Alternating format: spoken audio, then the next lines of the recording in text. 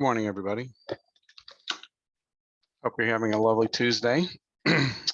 We're here to watch the Smarter Suite demonstration. Basically, it's Chemwatch technology pushed down to a cell phone or a smartphone.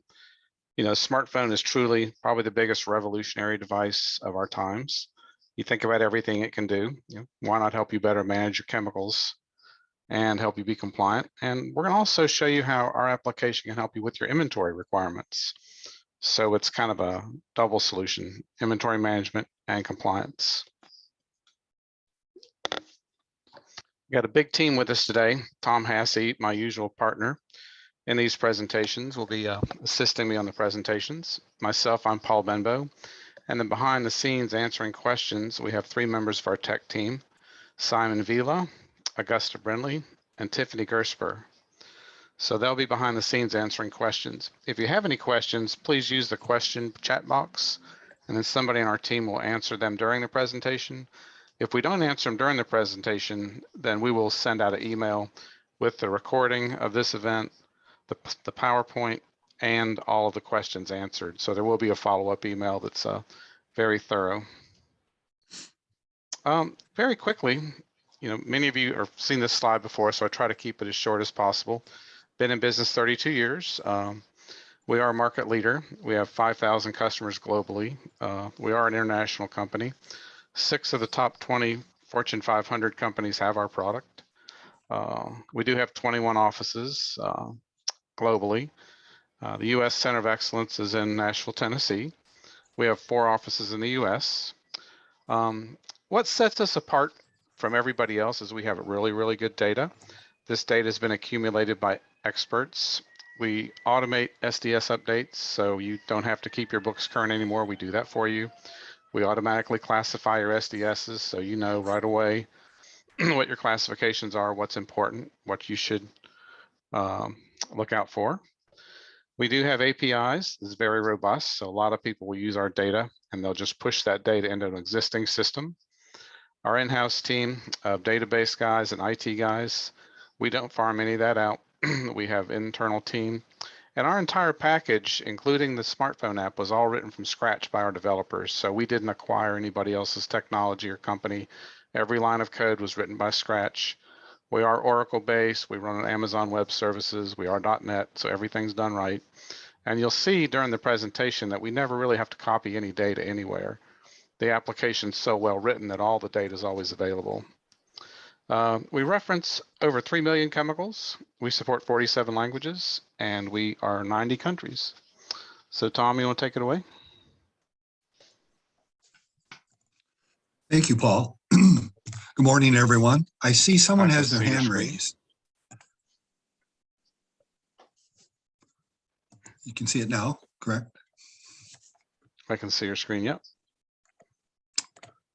So everyone, just a little bit of housekeeping on questions. I see someone has their hand raised. Please enter your question in the Q&A box. That's part of the taskbar. That's part of the webinar. So thank you again, Paul. So what we're talking about today is monitoring your assets, but what we need to do is step back a little bit to understand what exactly do you need to monitor. What are the compliance or regulatory requirements for chemical inventories, and what kind of information do you need to satisfy those requirements, aka be compliant. And we're going to show you how to make it a little bit easier. That is with both mobile chemical management and mobile asset management.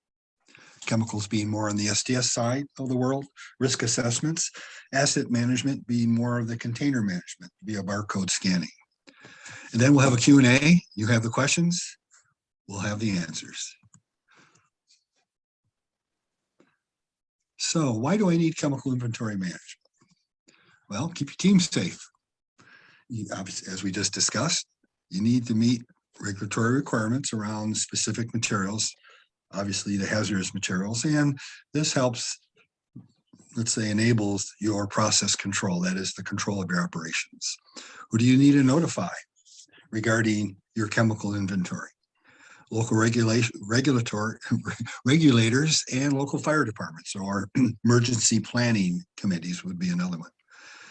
Anyone using or exposed to hazardous materials in your workplace. And this would include your team members, your staff, contractors, probably the most important because they're not familiar with your facilities.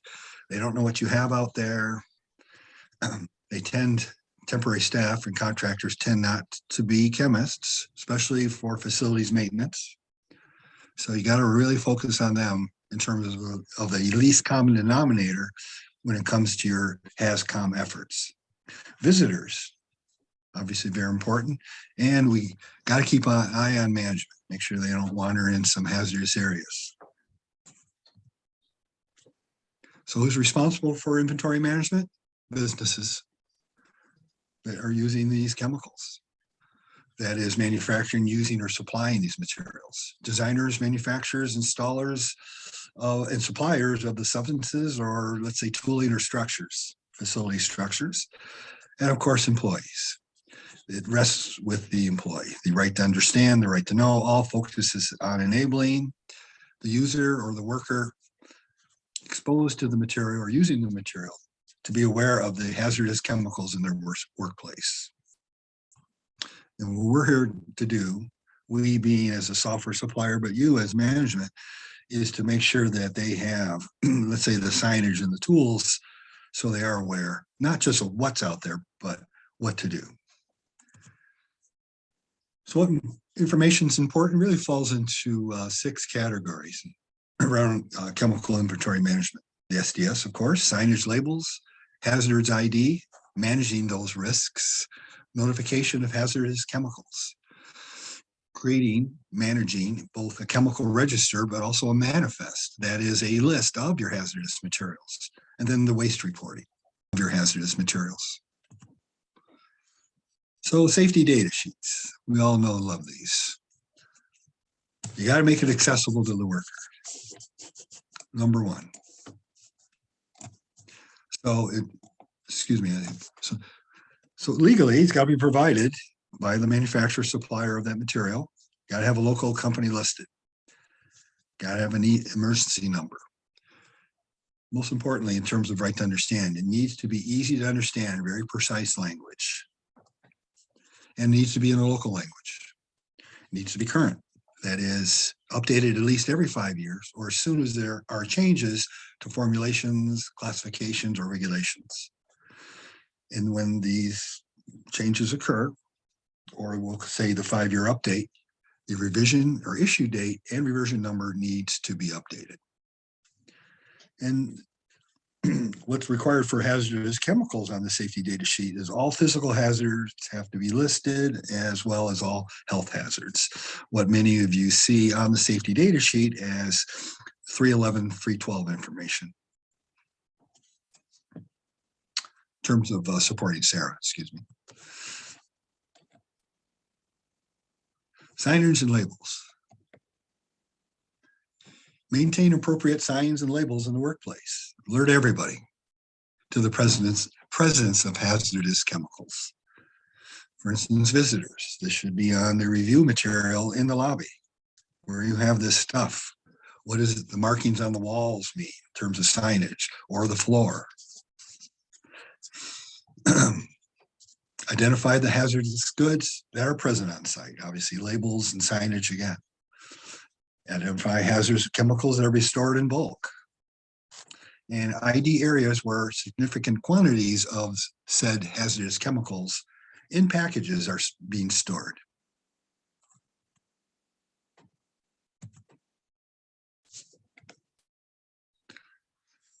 Hazards identification. In order to identify and assess hazards, employees and workers have to inspect the workplace for these safety hazards in terms of incompatibility, et cetera. Identify these hazards, health hazards, Conduct incident investigations. Identify hazards associated with emergency or non-routine situations. Then determine the severity and likelihood of incidents, for each hazard in order to prioritize corrective actions.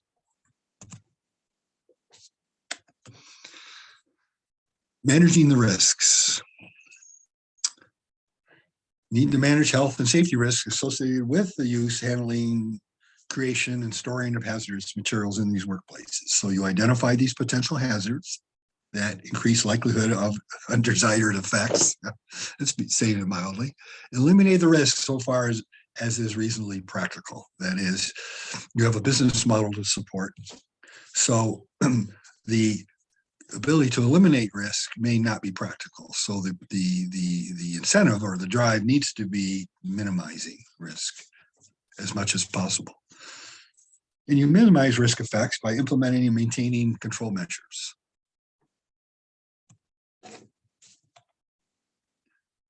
So some of the risks introduced in the workplace via inventory management fall in a few categories here I'll touch on. DHS, the list of chemicals of interest that was created in 2007. So this includes all chemicals regulated, by other federal regulations. For instance, being regulated by the EPA, chemicals included in the Chemical Weapons Convention, hazardous materials and explosives.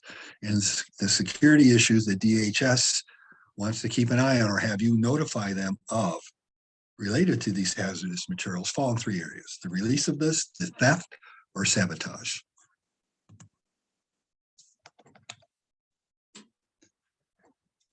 DHS manages high-risk chemical facilities, and DHS determines a facility's risk profile by requiring the facilities in possession of the threshold quantities and concentrations of chemicals of interest to complete a risk assessment known as a top screen. What facilities are affected?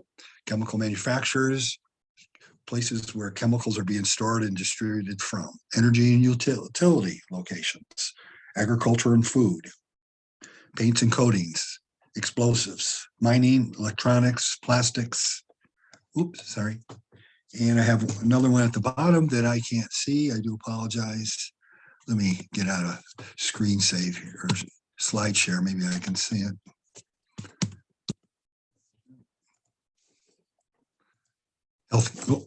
And healthcare. Great.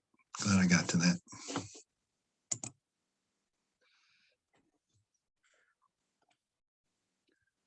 FDA has a number of regulations that need to be, let's say, managed in terms of risk. So FDA regulatory jurisdiction includes these product categories. There are others, but these are the main ones: foods, additives, dietary supplements, bottled water, formulas, drugs, both prescription and non, biologics, vaccines, blood, allergenics, medical devices, cosmetics, vet products, tobacco products, alcohol, consumer products, many of those, drugs of abuse and pesticides, but there are others, certainly. Another area of risk under FDA jurisdiction is drug scheduling. And they break this out into 5 distinct categories. And that depends upon the drug's acceptable medical use and potential for abuse or dependency. Incompatible goods. This is a risk that needs to be managed at each site and as new materials come in. So to prevent hazardous reactions by segregation and separation, as well as managing leaks and spills, the process is as follows. Determine incompatibility. Where are these chemicals located that are incompatible? Which can you store together? Which you have to separate. And you need to develop techniques around industry standards on, for instance, if the segregation distance is, let's say, 15 feet, if one of the materials is a liquid, that measurement needs to start at the edge of the spill catchment area.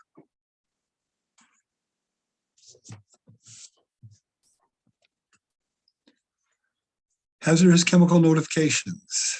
So back in '86, actually it started under Superfund in 1980. SARA came about. So 6 years after Superfund was launched, the Superfund Amendments and Reauthorization Act came about in 1986. What we all know and love as SARA. So SARA Title I added Emergency Planning and Community Right to Know Act to the Superfund legislation. It also requires US-based companies with hazardous chemicals above certain quantities. They're required to fill out emergency and hazardous chemical inventory forms, but as we all know and love them, SARA Tier 2 reports. And also there's Title III. Actually, is one of the main, probably the main thrust compared to Tier 2. So facilities using, storing, or releasing hazardous chemicals have reporting responsibilities. Requirements for local and state emergency planning have to be developed around these hazardous chemicals. So the provisions of Title III are in 4 categories: emergency planning, release notification, hazardous chemical storage reporting requirements, and toxic chemical release inventory. So 301 through 303. Excuse me. So emergency planning mandates establishment of state emergency response commissions and local emergency planning committees who are tasked with carrying out the work of Title III at both state and local level.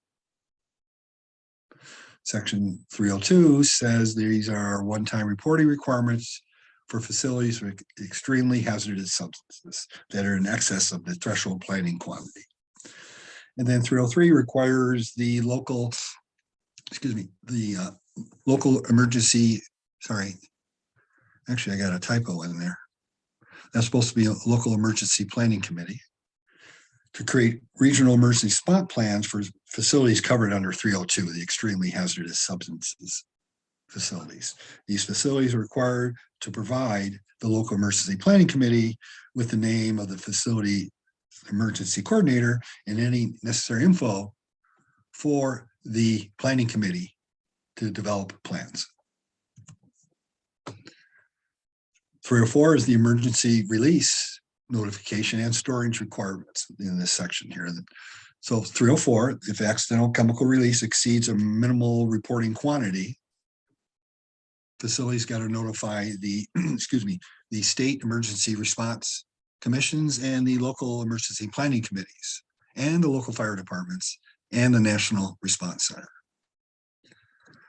311 requires facilities with hazardous chemicals in quantities above certain thresholds to provide the safety data sheet or a list of the chemicals grouped by hazard categories to, the state emergency response commission and the local emergency planning committee and the local fire department, of course. And then 312, companies with chemicals in sufficient quantities must submit annual emergency and hazardous chemical inventory forms to said commission and committees and the local fire department. So lots of paperwork if you have nasty stuff, which those out there who are using these know all too well. 313 requires, this is about notification of toxic chemical release, requires facilities that use certain toxic chemicals in quantities above threshold levels to report annually on the use, release, disposal of these chemicals. And they call it a toxic release inventory. Chemicals that trigger TR reporting can be found on the EPA's list of lists.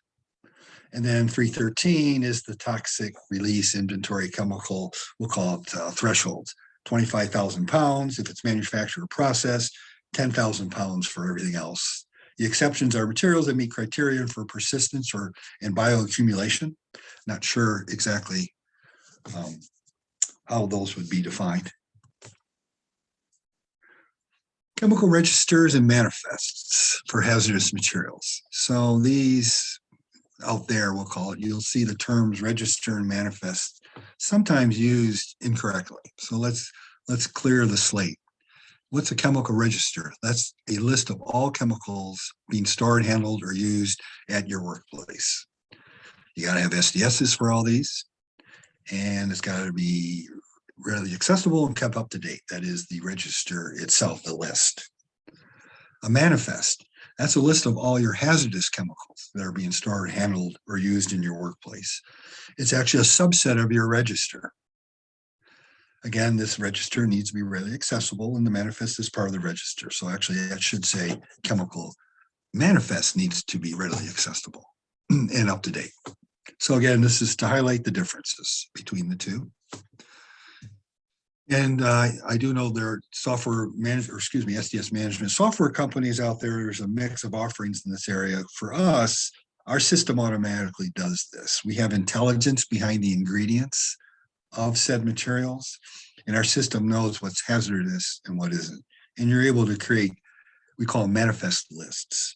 by clicking on a folder of substances, a spreadsheet will be created that identifies just the hazardous materials. Hazardous waste reporting. Must do's or the gotta haves or must do's shipping document that tracks hazardous waste from the point of generation to ultimate disposal needs to be created. You use this when anytime you're transporting hazardous waste, the generator of the waste is responsible for this manifest or hazardous chemical list preparation and accuracy. Said manifest is then provided to the waste transport company before the waste leaves the premises. So how can I make it easier? Or how can it be easier for you to tell what do you have on site and how much do you have? Well, with that, I'm going to turn it over to Mr. Paul Benbow, who's going to give you a demo of our mobile app, Smarter Suite. Okay, thanks, Tom. So I'm going to pause on the same slide Tom was on.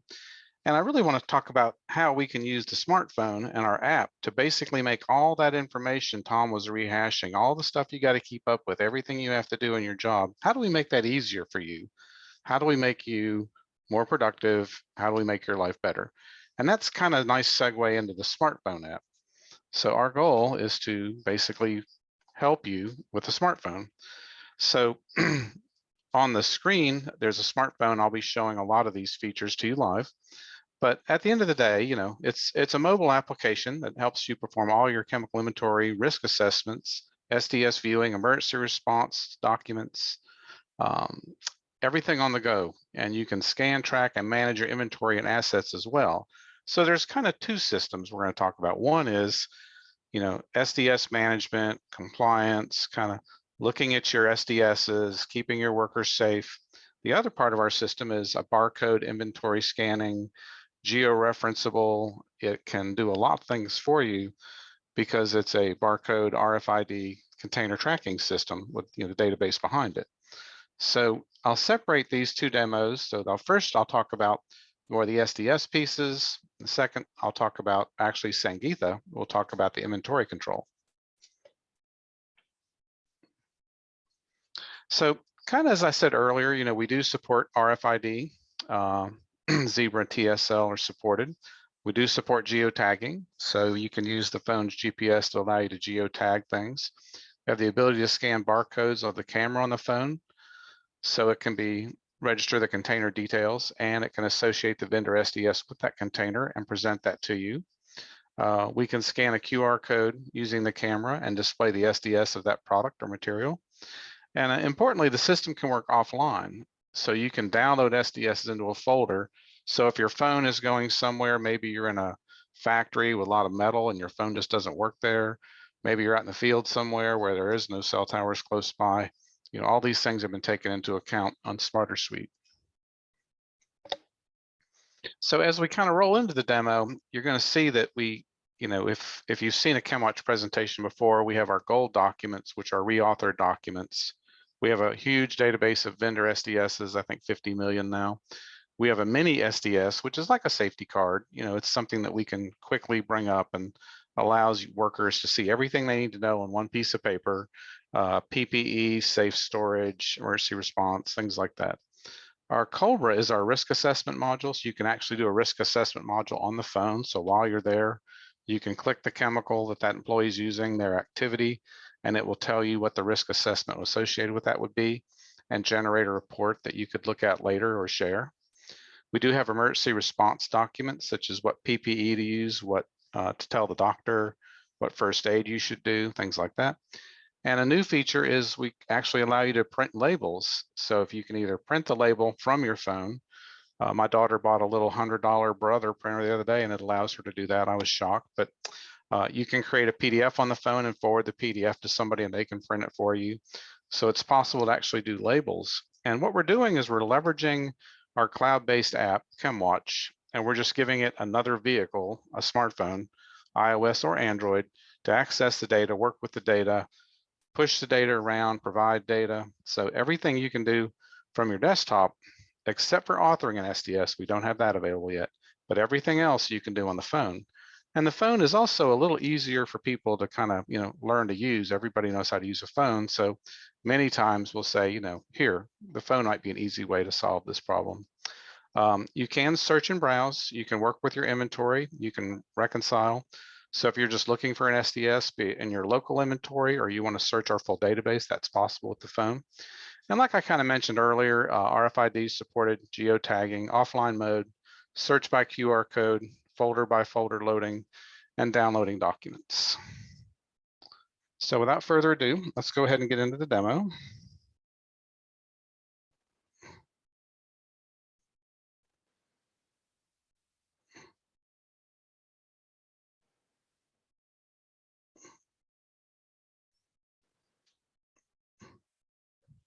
And hopefully you can see my screen now. So the phone is kind of arranged, there's our gold, vendor SDS, mini SDS, Cobra, just like we spoke before. But I think what I'd like to do is back up just to have a step and show you kind of what we're going to work with on the system. So that way you'll kind of have a little bit better frame of reference.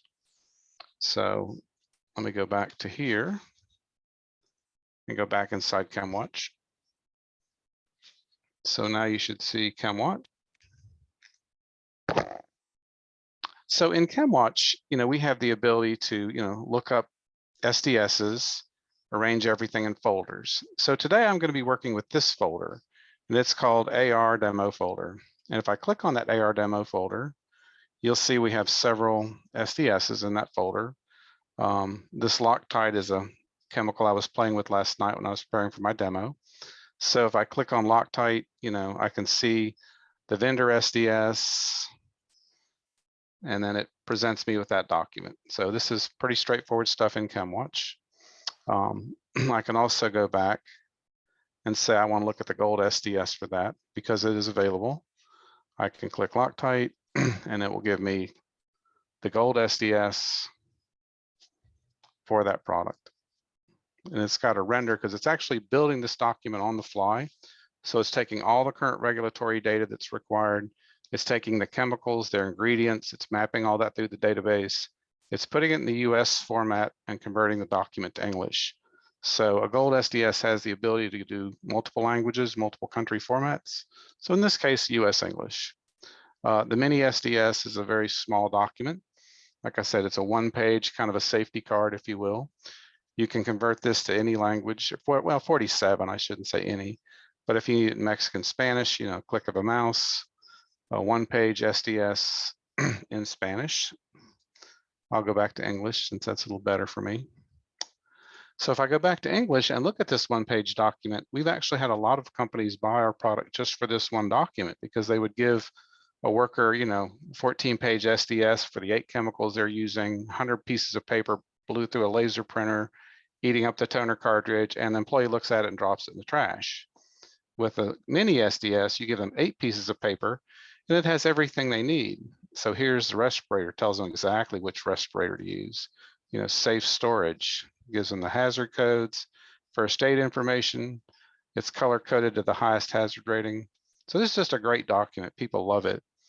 So similarly, if I go to the emergency report, I can look at first aid and see this kind of information. So advice to doctor.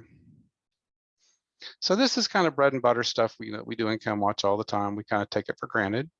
Lastly, labels. So if I go to the label template, I can say I want to do we give you several default labels, and I've got this 4 per.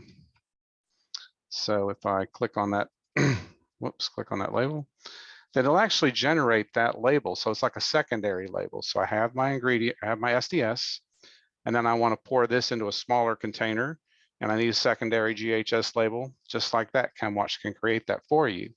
So there it is. And you can also convert languages on that. So I could convert that to Spanish.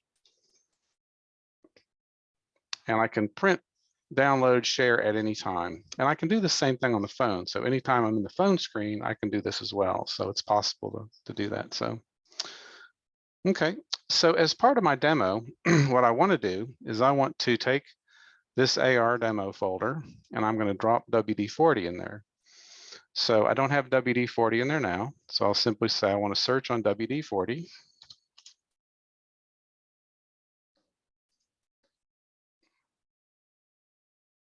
So WD-40 aerosol.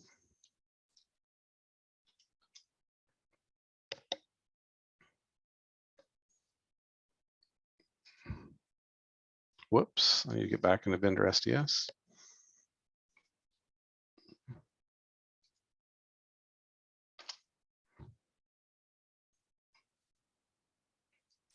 And I'll simply drag this chemical into my folder. So we do support just dragging.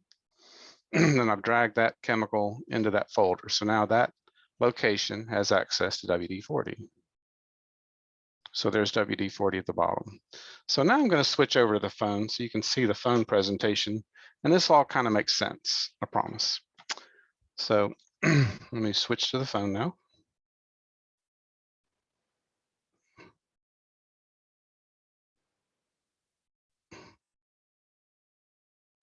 And that's my daughter in her softball gig.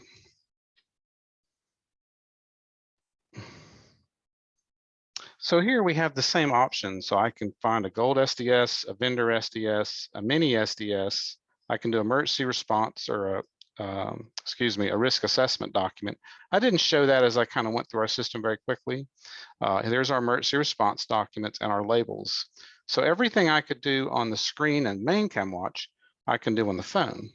So let's just start with vendor. So if I touch vendor and I touch folder, I can see all of the folders. I didn't show you all those in my demo system, but I have 22 folders, so that's quite a lot. But the system is capable of infinite. We run on Oracle, and I've seen customers that had literally thousands of folders and 35, 40,000 chemicals. SDSs in the database is not that uncommon in Chemwatch. I'm going to go to the same folder, this AR demo folder. Notice as I look through it, I have all those same chemicals. If I were to touch update here in the corner, then I would load that WD-40, if my finger will hit that. So now I have WD-40 aerosol at the bottom. So I can click on WD-40, WD-40 aerosol, and it's going to present me with that vendor SDS, just like in main Chemwatch. So I can zoom in on this if I like. I can take my finger and drag it around. I can use the share. And the share will allow me all of the ways you would share anything from your phone. You can send a message, email, all the vehicles that are available on your phone would be available in Chemwatch. So I'll say done to that. I'll go back. So here's all the chemicals we have. So just quickly perusing these chemicals. Now it is possible for you just to search. You can say, okay, I just want to search on this chemical, or I can look at all the chemicals I have in my entire inventory. But I think it's more fun to kind of keep everything in a folder, and that way it kind of keeps everybody focused. So let's go ahead and look at the mini SDS. So if I look at the mini SDS, same thing is going to apply. I'm going to go to folders, and I'm going to go to the demo folder. And maybe I'll click on Loctite this time. So I'm clicking on Loctite.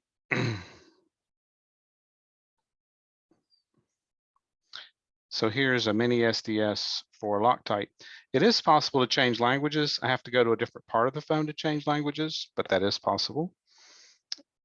So here's, this is an orange document, so color coded to the highest hazard rating.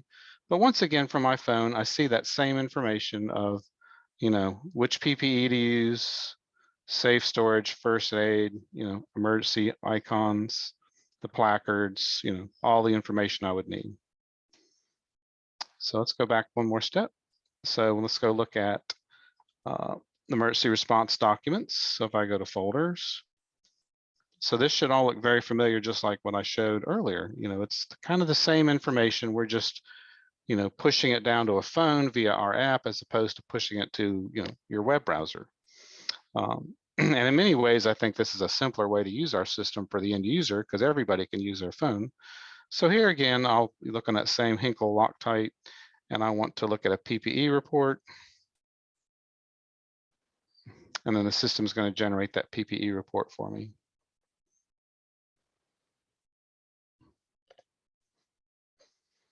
Seems like we're all slaves to the internet, Anyway, moving right along. So if I zoom in on that, so there's the PPE report giving me hands, feet protection, everything I would need to know about that. So I can once again first aid. So I can look at first aid.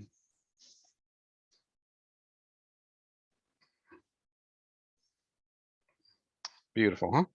Okay, and then all the other documents that you would expect. Labeling, if I just want to print a label, maybe I'm on site somewhere, somebody needs a secondary label, I'm on my phone, I can do that. I can just go to Smart Labels.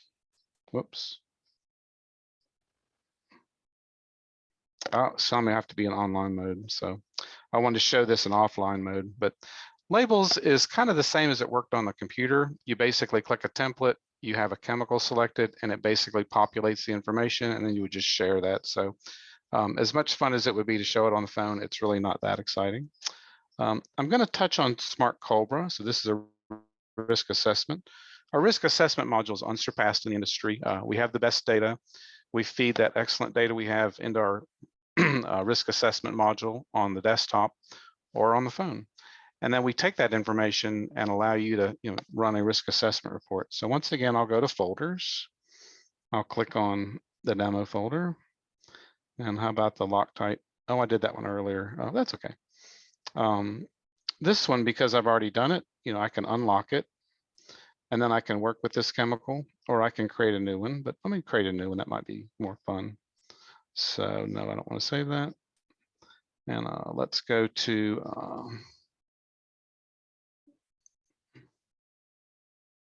let's do this one. So I'll unlock this. And then basically what temperature am I working with? And right now the hazard is a 4 and the risk is a 3. And as I kind of go through, I can tell it the volatility, the frequency of use. So maybe we do it weekly or monthly, daily. How long do you do it? How much are you doing? Then if I pull this little slide out, I can provide the task. So maybe this task is a user-defined task, and I created one called coding. So now I'm going to be coding this chemical. And then controls, I can basically tell it what controls I've employed. So I do have an exhaust fume hood. And so now my risk is a 1 where it was higher, even though the chemical itself is a 4, the way I'm using it, the risk is a 1. So I'm pretty confident this is something I can, use safely, or my crews or my employees can use safely. I'll simply lock that risk assessment, save it. Then I'll lock it.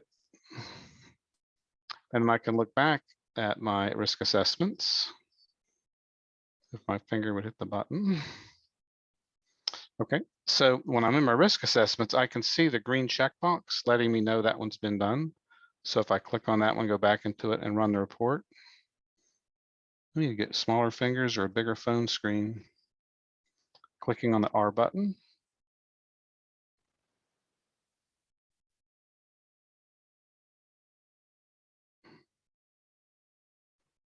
There it goes. I just need smaller fingers.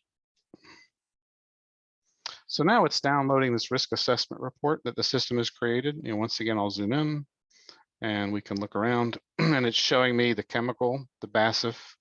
The hazard is very high, but the risk is low because we're, employing some containment and then we're using it very sporadically. So if I use this every day, it would be much higher. But you can see we provide a very detailed risk assessment report, and all this was done on the phone. So it's the power of our app leveraged with the phone that allows us to do that. So I'm almost done with my presentation. So let me go, let's make sure I've covered everything. Oh, I wanted to show you this one. We had a special application for a customer. And what they wanted to do was they said, we have certain documents that are safety documents for our employees. Our employees go out in the field and they're like, there's no cell towers.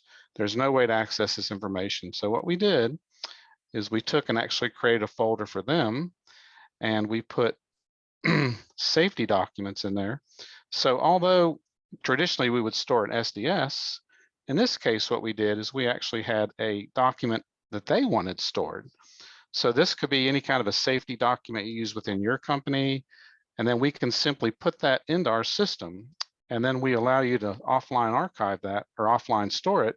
So these employees go in the field and they have access to all this safety information that this customer wanted in this specimen label that had very detailed information, on how to handle, Roundup in this case, which is, a chemical to be concerned about. So I did want to show you that really quickly to let you see the flexibility of our system and how we could accommodate people that have needs for things that are a little outside the box. So anyway, so that's kind of everything in the system. You can see it's very easy to use.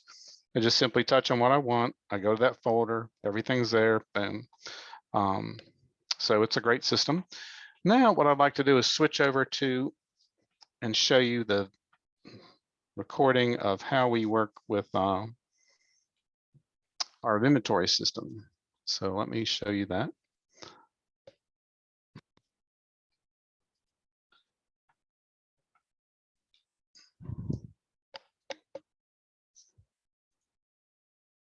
And let me make sure you can hear this okay, Tom. Smarter Suite has two sections, which are chemicals and assets management. We are Sounds good, focusing Paul. on the assets management part, where it works with SciSort as a supplementary that is available in Chemwatch. With this section of Smarter Suite, you can search and browse for your containers under Search and Browse.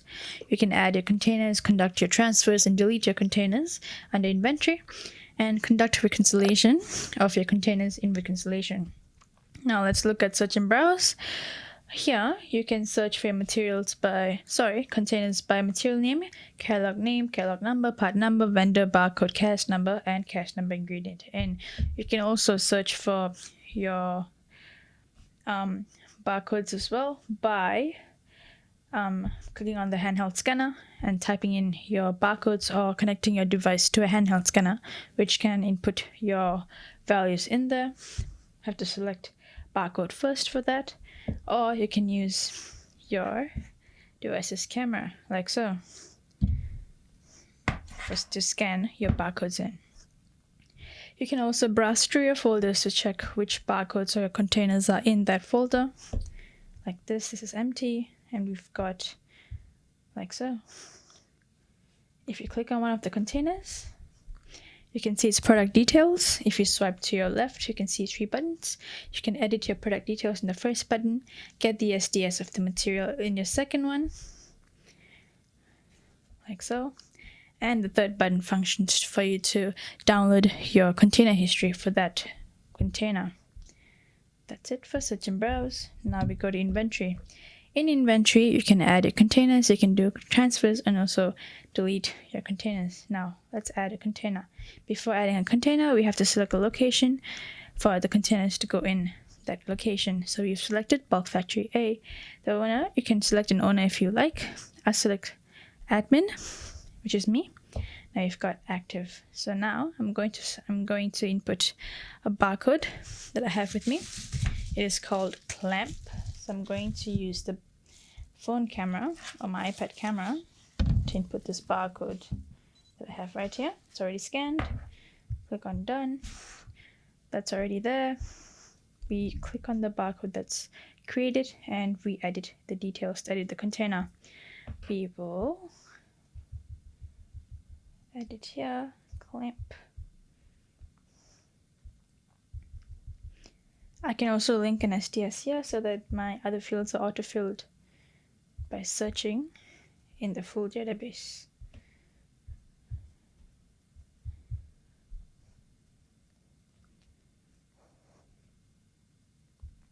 This will do.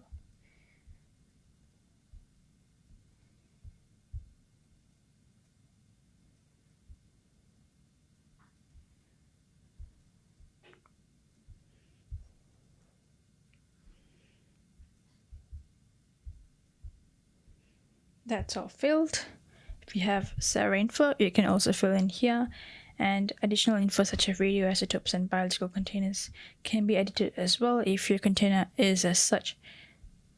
Now, if we swipe to our left, we've got 4 buttons. We will click on the 4th button to save all of these details, like so.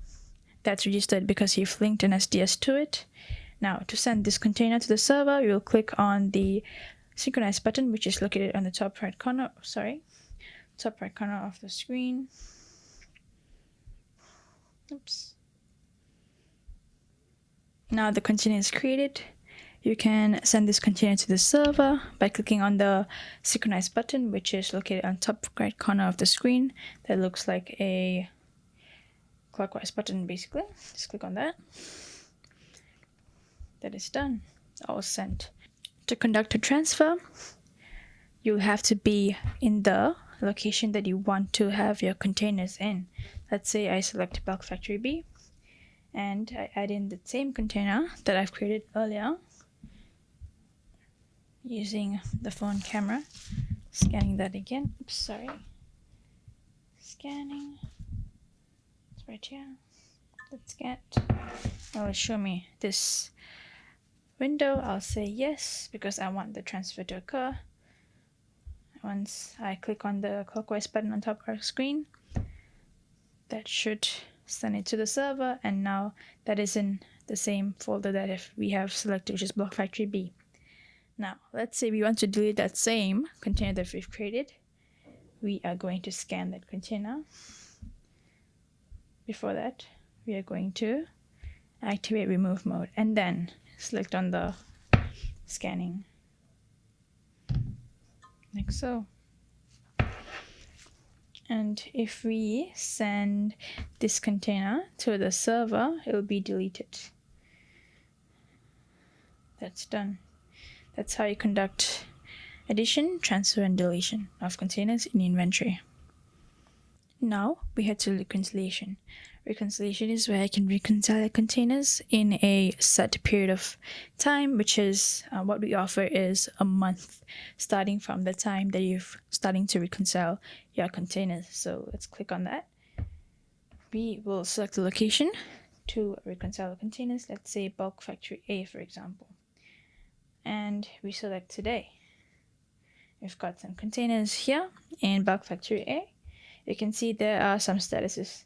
Here is shown as located, some is shown as pending, and so on. So in reconciliation, we have a total of 4 statuses. One is located, one is pending, one is missing, and lost. So when a container is pending in reconciliation, when you scan it, it will be marked as located. But let's say the reconciliation period has ended, let's say from 4th March to 4th March for the next month. It will, for the pending container, will be marked as missing. And when you scan that missing container, it will be marked as located. But if we click on one of the containers here, if we swipe to your left, you can see the 2 statuses that I mentioned, missing and lost. You can set it manually as well. Set the container manually as missing. In terms of lost, you will have to set it manually because once you set a container as lost and send it to the server, the container will be deleted from the database altogether. And that is it for reconciliation. If you check the settings, I will just click on OK. If you go to settings, we have special settings just for this part of the app, assets management. If you want to use the camera as a default input type, you can do so. And if you have an RFID device, you can connect that to your device that you're using SmarterSuite on and scan your RFID tags from there. And we have this feature called Allow Continuous Scanning in Inventory, where you can continuously scan your barcodes and you add a bulk number of barcodes. So you don't have to add them one by one. You can add them all together and then edit them one by one as you go. So that is it for our assets management part of SmarterSuite. Thank you.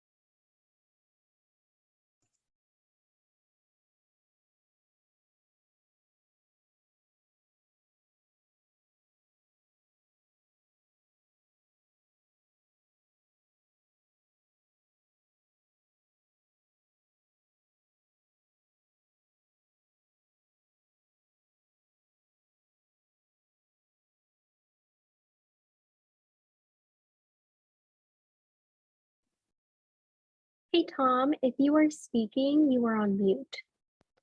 Oh, thank you for that. No problem. Try to remember everything, right? But anyway, but yeah, we like I said, we track chemicals from cradle to grave. We keep a detailed inventory. We maintain the pertinent inventory data, and we utilize barcode RFID technology. The Chemwatch family includes, a lot of capabilities to help you manage your chemicals. And we do offer the world's largest SDS database. There are 50 million vendor SDSs, 350,000 gold SDSs, which I showed one of those briefly. And those are documents that we kind of keep current. We build on the fly, so the regulatory information is always current, and we can convert languages and countries. We're not in the business of selling those chemicals, so that data is just for you, so you understand that chemical for worker safety. And gold data sheets are active with over 200 data points, and we can convert all 16 sections to 90 formats. And we have real-time links to 7,000 regulatory lists, and we add and update those daily. So speaking of that chemical regulatory library, we have a very substantial database that we keep regulatory information on. And we also have over 250,000 classified substances. So one thing that's different about Chemwatch is we employ about 80 or so chemists, toxologists, hygienists, regulatory experts, OHS professionals, and physicians.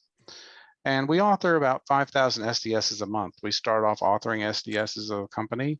Then we saw the need for the larger ecosystem that surrounds SDSs. And that's why we've grown to do that.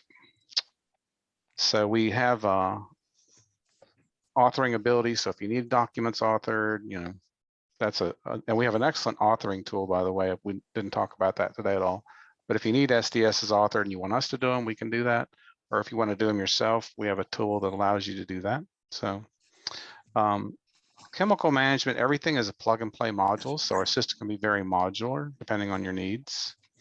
We do everything in .NET, so everything works seamlessly. We are cloud-based software as a service, so IT departments tend to love us. And we do have an integrated API, so we can allow your existing applications just to use our data.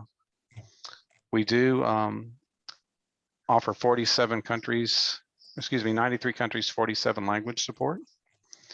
We keep your SDSs updated, for free as part of our service. And this slide is a little busy, but basically what this slide is saying, we're replacing what you used to do with your book, only it's a lot better.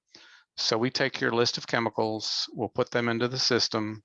Then any new chemicals or updated chemicals, we bring those in the system. We have a QC process that makes sure this information is correct. When we put it in the system, we extract about 67 data points.